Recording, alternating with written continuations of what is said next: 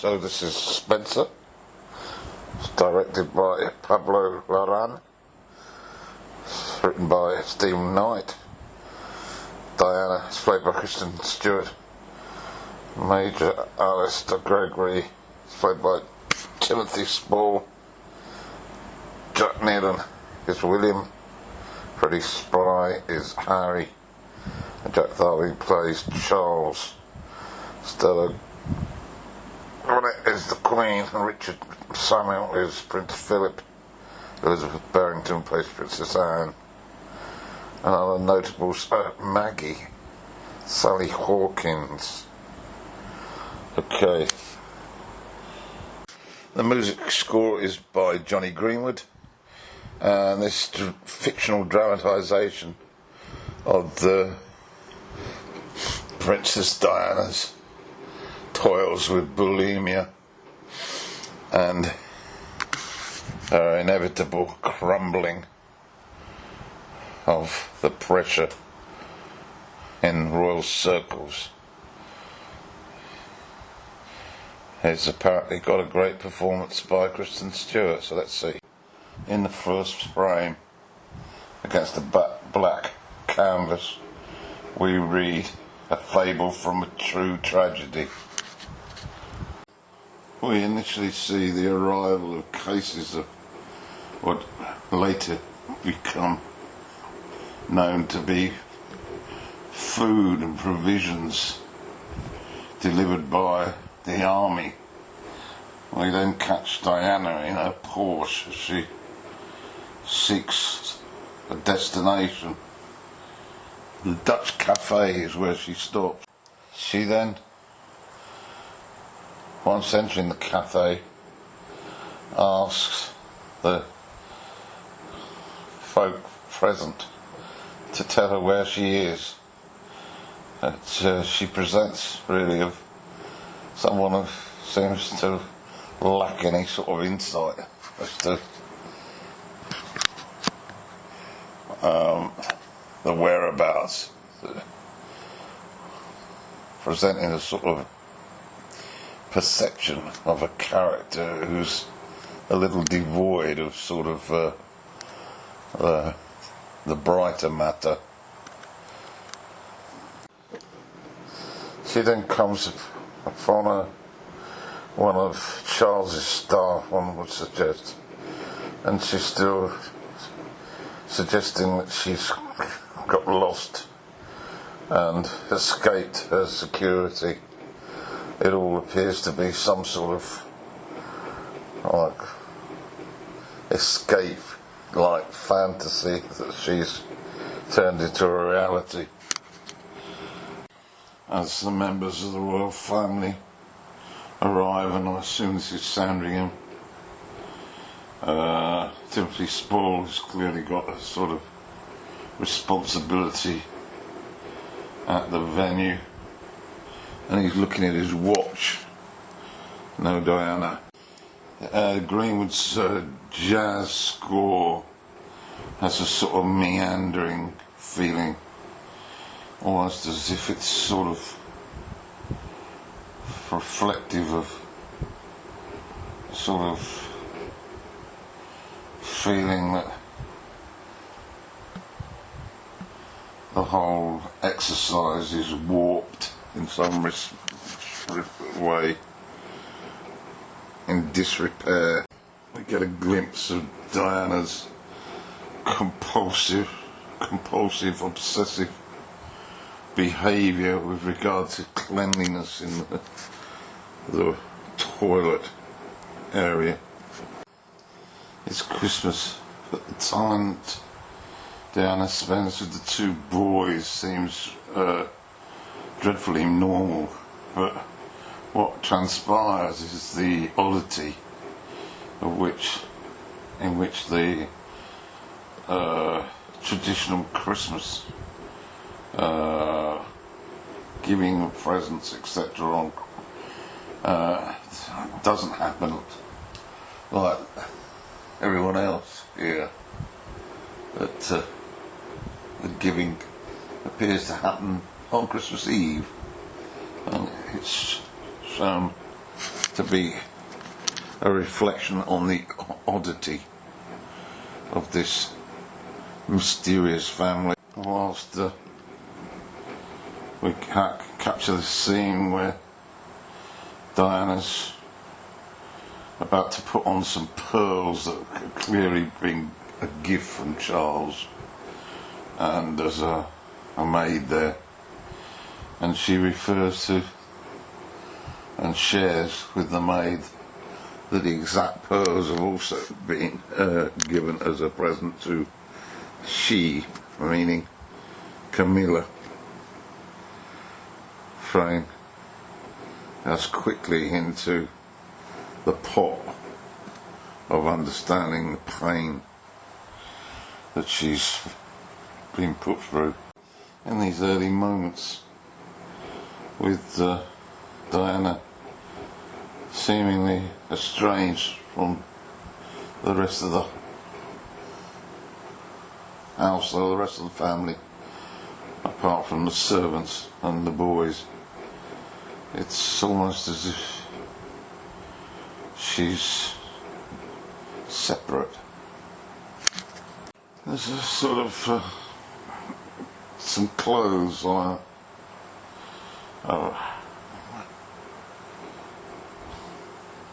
a sort of headless mannequin that Diana starts talking to about the history of King Henry VIII, who changed his queen and had the one that he'd rejected, had her head cut off. This clearly reflecting the state of play with regard to Camilla, Charles and herself. Very pitiful. The coat is the one that she rescued from the scarecrow and put it on a hanger, so to speak, as one would in a tailor's, reflective of how she views her man. Reading a bit of this review on Spencer, after committing the cardinal sin of arriving after the Queen at Sandringham, it's worth noting that the character Major Gregory, played by Timothy Spall, the fictional cook Darren, played by Sean Howes, and the fictional dresser Maggie, played by Sally Hawkins, are described as fictional characters. They did not exist in reality, and I think that's particularly apt, as this portrayal seems to be heading down the road that epitomises what a dreadful experience the royal family gave Princess Diana. Watching this sort of direction here and the dirge-like music, and we're now at the stage where the meal is about to commence, with the first courses arriving at the same time as Diana has arrived in the dining room area. It sort of fluttered into my head the sort of scenes that we experienced in The Shining in that hotel. Kubrick creating this monster location, and to an extent this is copying the notion of the monster location, the sort of systemised activity, the following the procedure, the totally lacking in any emotion to the notion of service, and how Diana has been advised by her dresser to play out a role of a beauty smiling at the appropriate moment and enabling the Windsor family to find little to complain about, to sort of mollycoddle them, to sort of patronise them in many ways by sort of enabling them to tolerate her and for her to escape the procedures in as little pain as possible. It's rather sort of sinister and very sort of psychologically dangerous. We follow the ritual of food meal times where no one takes a sip of a soup or a piece of any food before the Queen. The Queen signals the beginning of the eating of the meal. Once she's taken her first piece or first sip, then the rest are able to get stuck into theirs.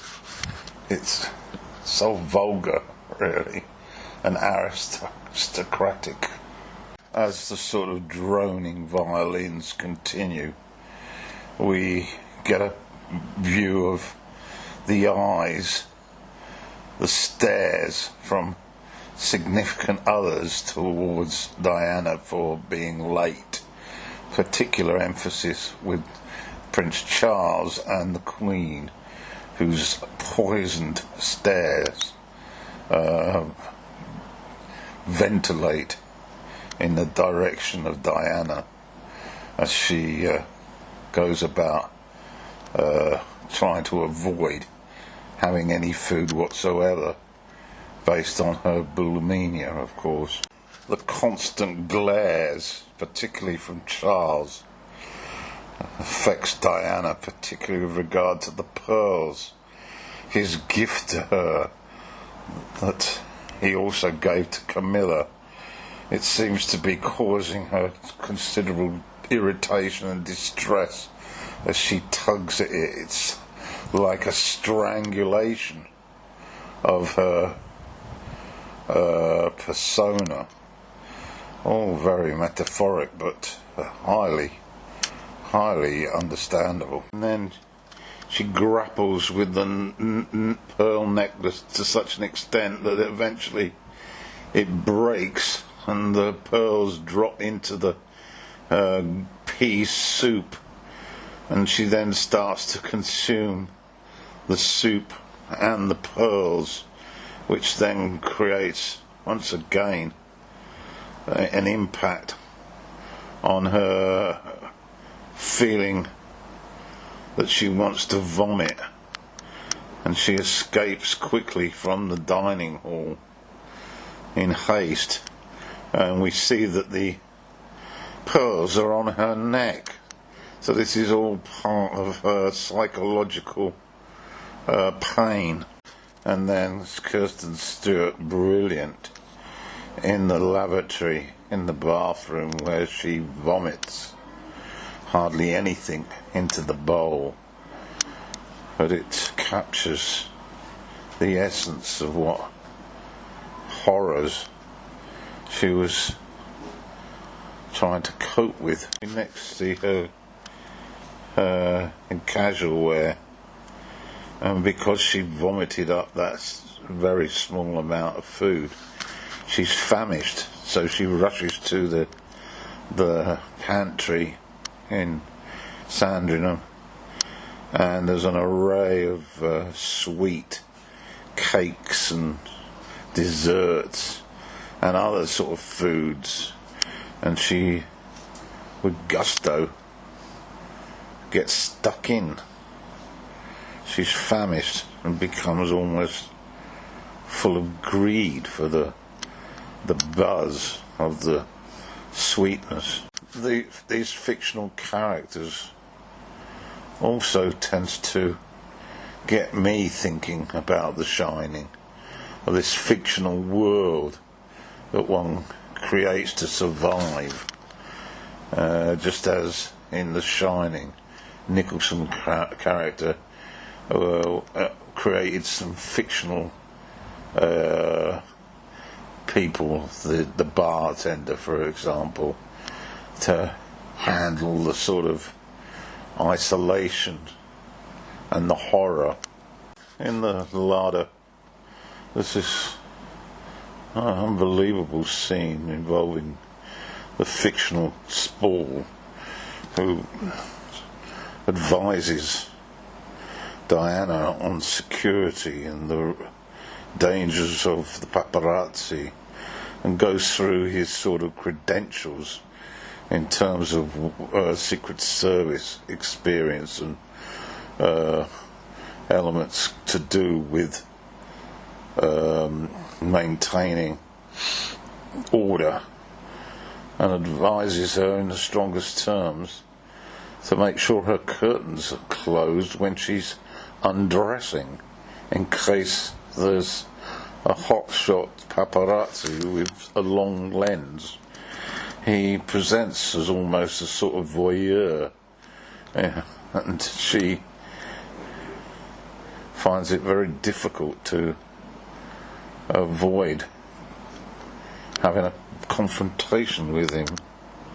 But it's once again another aspect of this sort of atmosphere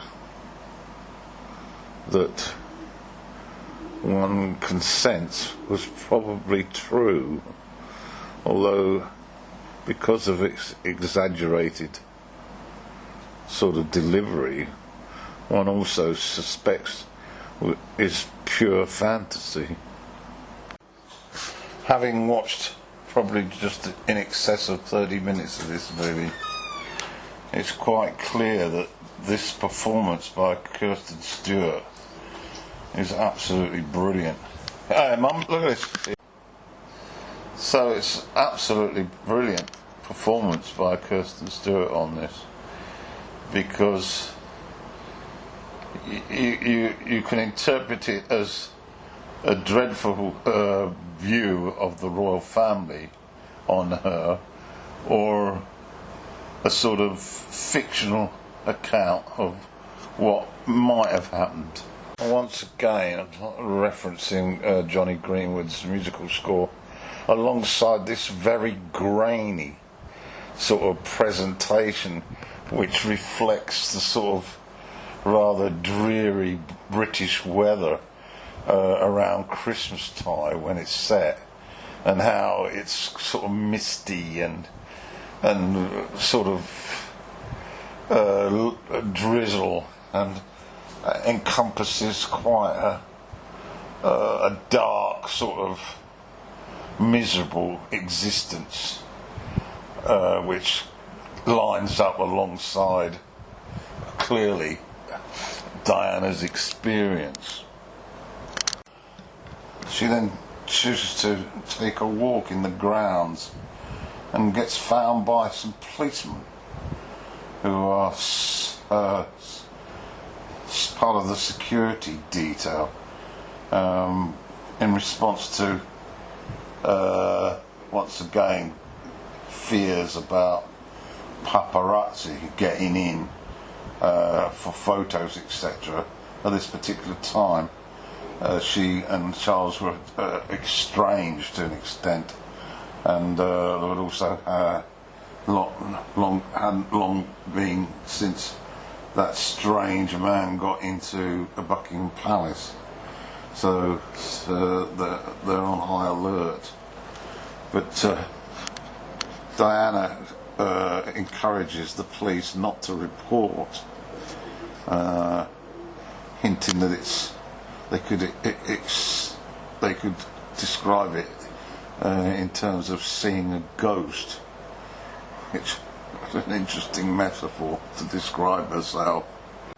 To lighten the mood, we get a scene early on Christmas morning when Diana is with her boys, and she creates a playful fantasy game of being soldiers.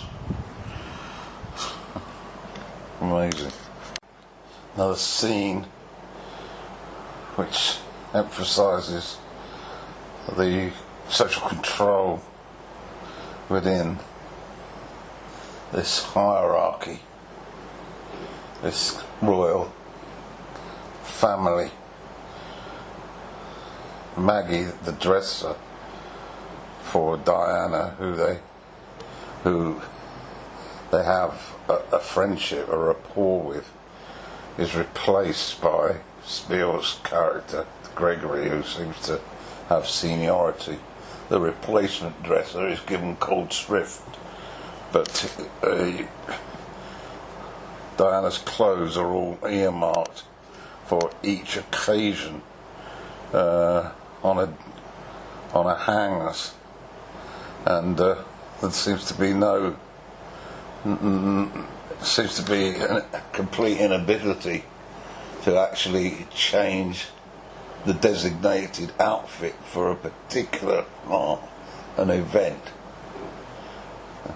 Very regimented. Just before they eat breakfast, Charles points out nature's way of providing for human beings, bees, honey, fish, chicken, etc. And he then has a dig at Diana, suggesting she shouldn't regurgitate it all out as a sort of thank you. What? Charles and Diana touch on the delicate matter of shooting as a pastime. She clearly doesn't want her sons to learn this art of killing, grouse shooting or whatever it is. Charles, it's family tradition.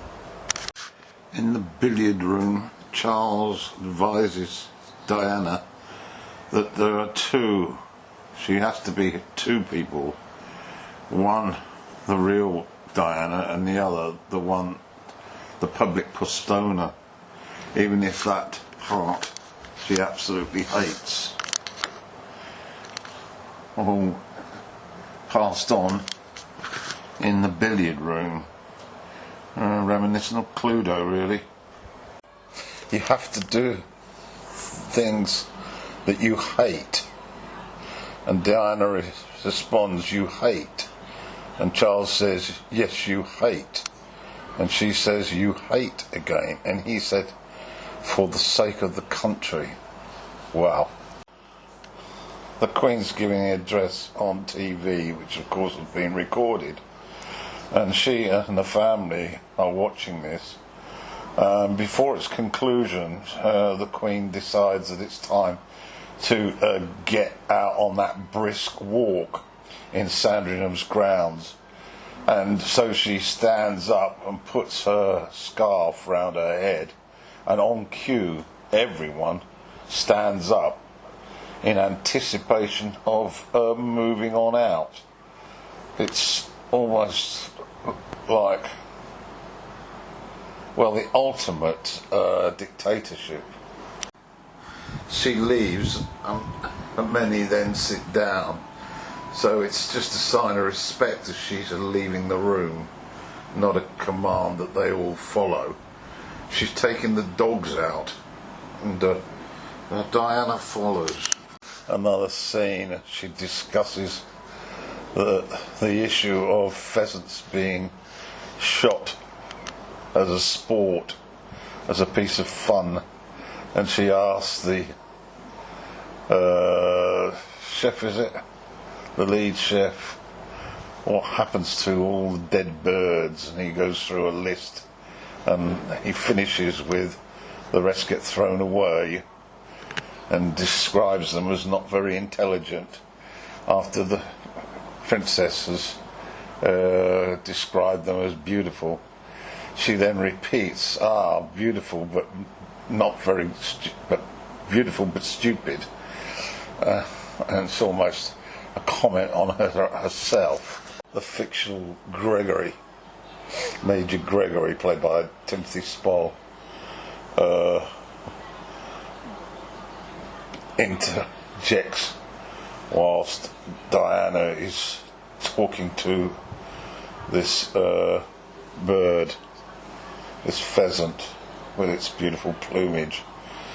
He wants her to leave and get ready for dinner, but she isn't. She's curt to him.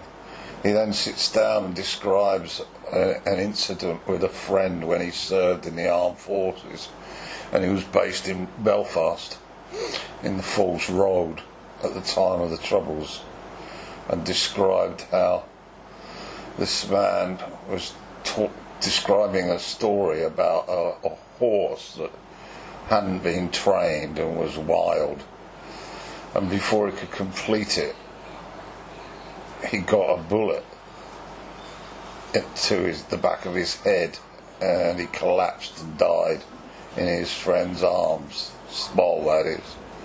And Spall described the notion of taking an oath, not people, it's an oath to fight for the crowd, and the fact that the friend had become a shield to a potential second bullet, to retain that oath to fight for the crowd. Very, very strange story of patriotism. The longer this film goes on, the more it becomes an audacious statement of what we all felt we would like to say. It's brave, it's brilliantly conceived, and the delivery is 5-star. It is a brilliant piece of cinema, that's for sure. Her dresser awaits with the appropriate dress for Christmas Day dinner. Because the Stewart's flippancy with regard to how she responds is brilliant. And then after agreeing to wear it with a tinge of sarcasm, she then tells the dresser to leave on account of the fact that she wants to masturbate. That's brilliant. She does some work on the curtains that have been stitched together so she can open it again, and her anger is such that she self-harms with the pliers. Oh, it's dreadful. We then get a phase where Diana has decided that she is not going to be ready to sit down before the Queen, a defiance, and her children, Harry, or is it William, I'm not sure, desperately trying to get her to comply, to be obedient. Wonderful. There's a hint within the plot that maybe she's losing her sanity as she imagines seeing a previous queen, one of Henry VIII's queen, at church, and her son looks at her with sort of startled concern at this apparent sort of apparition. And throughout is that this is this wondrous sort of free-form jazz score by Johnny Greenwood. It's incredible, really, because it hits at the heart of sanity versus insanity. That's sort of juxtaposed in this movie, Are the royal family insane and Diana's sane, or is it Vicky Verky? Quite amazing. We have this scene where Diana's walking in the opposite direction to the dining hall, screaming that she's not well, and side by side appears to be Jane Seymour,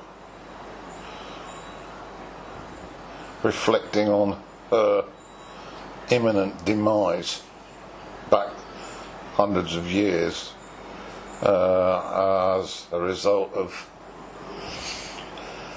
her issues with Henry VIII. It's mental madness, really. Diana then proceeds to leave with some pliers in her hand and a torch, claiming she wants to go home.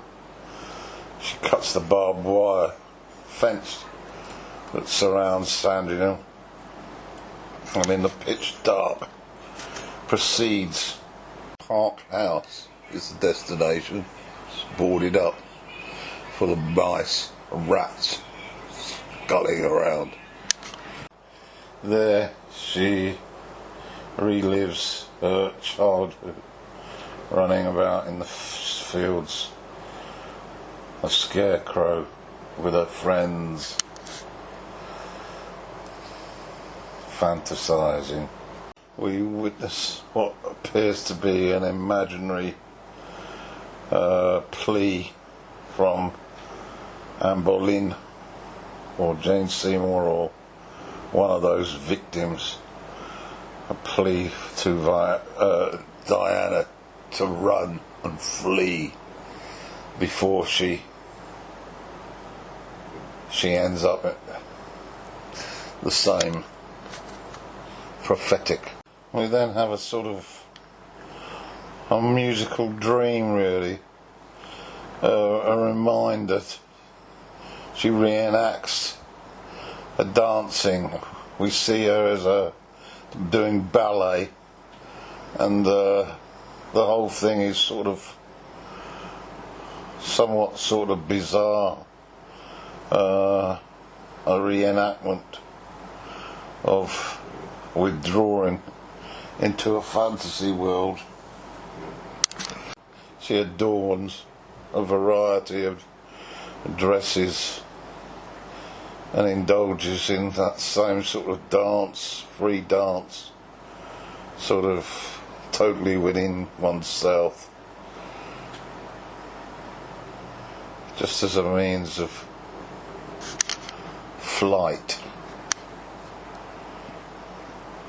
from the harsh reality. The fictional dresser stroke friend is reinstalled to try and ascertain through talking to Diana whether she's insane, whether she needs psychiatric help. They retreat to a beach, and the fantasy dresser confesses her love to Diana in a sort of lesbian sort of way. We then witness the departure of Charles and William as he goes to his first gun shoot with the entourage of security through Sandringham and out, with the friend, brilliantly played by Sally Hawkins. They stop close to where the gun shoot is, and Diana jokes about joining the pheasants, and then goes through a list of all the male macho things in life, like shooting, like sex, like adultery, like guns, like it really is a sort of hard-hitting fact count as to how we're all geared up to meet male ego and male satisfaction. And then what takes place is reminiscent of a protest. Chaining yourself to the gates of Buckingham Palace, or the man who walked towards the tanks in Tiananmen Square. It's sort of on a par with that, a stance that you're going to remain where you are, come what will. You are going to defy the norm. She stands in this field where they are shooting the grouse, the pheasants, as they flee from the noise. And she is demanding that her two sons join her. And she states that she will not move until that is met. And these men with their guns all looking round, completely pissed off at this woman preventing them from carrying out their playful wishes. It's truly memorable. Charles relents. The children go with Diana. She then prepares to leave this farcical holiday season at Sandringham. So they depart, the three of them in the Porsche, and blasting out of the cassette radio is All I Need Is a Miracle. Quite fitting, really. Described as a fable from a tragedy. Kermode describes it as a fantasy that has a real feel about it. Summed up beautifully. The notion of food being a sign of torture for her, and the way it's depicted in the kitchens and the larders, and the symbolic nature of meal times, these rituals that have to be carried out. Brilliant. A completely coherent portrayal of a person trapped in this establishment for a confined period of time. The symbolism of the pheasants being stupid. The ghost story, the past and present are the same thing, and there is no future. The references to Anne Boleyn and Jane Seymour, and the fact that the three characters who interact with Diana are in fact ghosts, or fictional, but ghosts is probably more apt, because they do not interact at all with anybody else. Kermode describes Greenwood's Musie as a string quartet going to hell. Oh, brilliant.